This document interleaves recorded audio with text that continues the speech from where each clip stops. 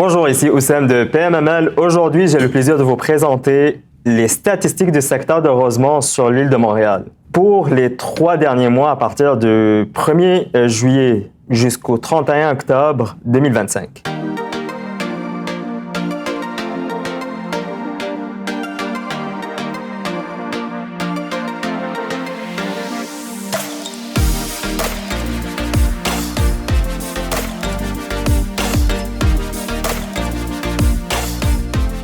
Donc, le secteur de Rosemont, c'est un secteur central situé sur l'est de l'île de Montréal. Il y a 3 sous-secteurs. Il y a Angus, il y a la Petite-Patrie, il y a également Nouveau-Rosemont, il est situé un peu plus vers l'est. Donc, il est adjacent quand même à plusieurs autres secteurs très intéressants comme Villeray côté nord, sud. On retrouve Plateau-Mont-Royal, on retrouve aussi Ville-Marie. Donc aussi, c'est un secteur qui est aussi fortement desservi par les services de transport en commun. On retrouve 3 ou 4 stations de métro comme Rosemont, Fabre. On retrouve aussi une autre station de métro ligne d'Orange qui passe à travers. Les réseaux d'autobus aussi qui desservent tout boulevard P9. On a aussi Saint-Michel, Papineau. Tous les grands axes qui se retrouvent dans le secteur de Rosemont. Donc, il peut attirer quand même beaucoup de clientèle en termes de locataires, en termes aussi d'acheteurs qui vont être très intéressés par le secteur. Donc ici, on va regarder vraiment qu'est-ce qui s'est passé dans les 3 derniers mois. À partir de juillet jusqu'au octobre, on a un nombre total de 28 transactions pour un volume de 88 millions. C'est quand même un volume très intéressant. Pourquoi? Parce qu'il y avait eu aussi des transactions de taille importante, 106 unités. Parmi ces transactions-là, il y a un immeuble, un tour en béton de 106 unités, construction 1967, qui a aussi rehaussé le volume total du secteur. Sinon, la majorité des transactions qui ont été effectuées, c'était des transactions des immeubles de catégorie de 12 logements et moins. Et on retrouve aussi quelques transactions de 12 logements et plus jusqu'à 50 unités et une transaction qui se démarque plus de 100 unités. Donc, ici, on trouve les acteurs qui transigent, qui vendent, qui achètent. C'est des acheteurs plus privés, que ce soit des sociétés privées composées par des partenaires d'affaires, ou bien aussi des vendeurs qui ont vendu leurs immeubles après une période de détention assez longue, ou bien des vendeurs aussi qui ont fait le travail, qui ont optimisé, stabilisé, rénové leur immeuble, ils l'ont remis par la suite au marché pour passer à un autre projet, ou bien ils ont bien timé la période du marché. Pourquoi? Parce que également, on a vu aussi que le marché hypothécaire, les taux hypothécaires qui sont vraiment arrivés à une fourchette de pourcentage assez faible dernièrement, surtout dans cette période-là. Donc ici, les acheteurs, ils ont profité de ce taux d'intérêt-là faible. J'ai fait le calcul, je suis allé regarder c'est quoi les CMB moyens ou bien les obligations hypothécaires, parce que c'est les obligations hypothécaires-là qui vont déterminer les taux hypothécaires par la suite 5 ans, fixes, assurés. Entre avril et juin, pourquoi j'ai pris cette période-là? Parce que généralement, les transactions qui ont été notariées dans cette période ont été déjà pré-négociées d'avance. Le dossier a été soumis aussi 3 à 4 mois d'avance, avant la date de transaction. Donc ici, on a un CMB moyen de 3,04 %. Donc, les acheteurs, ils ont profité quand même d'un taux d'intérêt quand même acceptable, attrayant, qui leur permet aussi d'optimiser leur financement, mettre le moins possible de mise de fonds. C'est sûr, avec des stratégies aussi en SCHL, APH Select, que ce soit en efficacité énergétique, abordabilité, pour aller amortir le prêt jusqu'à 50 ans. Donc, j'ai ici les prêteurs pour toutes les transactions. C'est majoritairement des financements SCHL qui peuvent aller aussi à un ratio prêt-valeur assez important de 95 %. Ça, c'est quand on dépasse 95 %, même j'en ai du 97 % de ratio prêt-valeur.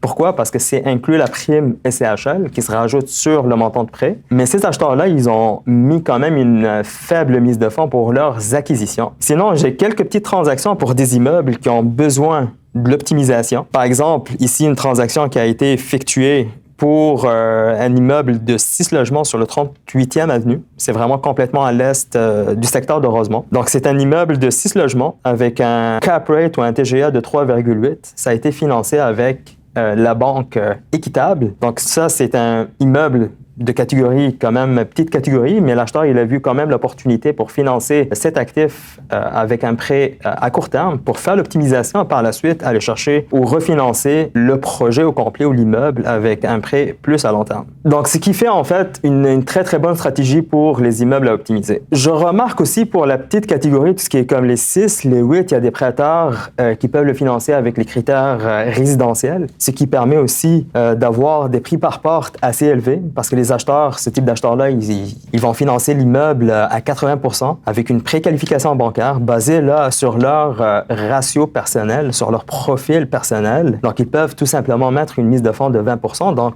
ça leur permet aussi d'acheter des immeubles avec des prix par porte assez élevés qui dépassent le 200 000 la porte, 225 000 la porte, 230 000 la porte. C'est ce que je suis en train de voir ici dans les statistiques. C'est tous des immeubles de 6 logements ou 8 logements qui ont tendance à dépasser le 200 000 la porte. Donc, la médiane, on va parler un peu de la médiane de toutes ces transactions-là au niveau du prix par porte. Ça, c'est l'appréciation de l'actif et aussi du taux global d'actualisation de TGA, ce qui est la profitabilité de l'immeuble. Donc, on a ici un coût par logement médian de 214 000 la porte, une TGA médiane de 3,9%. Donc, on a une TGA en bas de 3,9%. Donc, quand même, il y a une rentabilité quand même négative par rapport aux taux d'intérêt dans cette période-là qui frôle aussi les 4% au niveau du coût d'emprunt, le taux d'intérêt. Donc, les acheteurs ici, ils ont continué à acheter ces immeubles-là parce qu'ils ont confiance quand même dans le marché. Ils ont confiance aussi d'optimiser les immeubles, ont confiance dans le marché locatif. Donc, c'est qui explique aussi que les prix par porte sont quand même qui dépassent le 200 000 la porte et on a aussi des TGA assez agressifs. On fait une liaison avec toute la région de l'île de Montréal. Donc, l'île de Montréal, en septembre 2025, tout le cumul de 12 derniers mois. Donc, on a un coût par logement, mais la médiane, toujours la médiane, c'est 200 000 la porte et un TGA de 4,3%. Ici, on est en train de remarquer que le secteur de Rosemont a des secteurs plus élevés que l'ensemble de l'île de Montréal. C'est un secteur qui a des valeurs marchandes assez importantes, des ratios de performance basés sur le revenu, que ce soit brut ou net, assez agressifs, assez compressés. Donc, les immeubles, ça se transige plus cher en termes de revenus, quasiment à Rosemont. Donc, si on fait également une comparaison par rapport à ce qui s'est passé entre les 3 derniers mois et la première trimestre de 2025 jusqu'au 31 mars, donc on a eu 17 transactions pour un volume total de 26 millions. Le prix par porte médiane du prix de la porte, c'est 177 000 la porte, un TGA aussi médiane de 3,7%. Donc, on voit ici, il y a déjà une appréciation importante au niveau de la prix de la porte par rapport à la première trimestre et la trimestre qu'on est en train de l'analyser actuellement. Et les immeubles aussi, là, au niveau des TGA, ça se transigeait à un TGA qui se rapprochait aux 4% de TGA.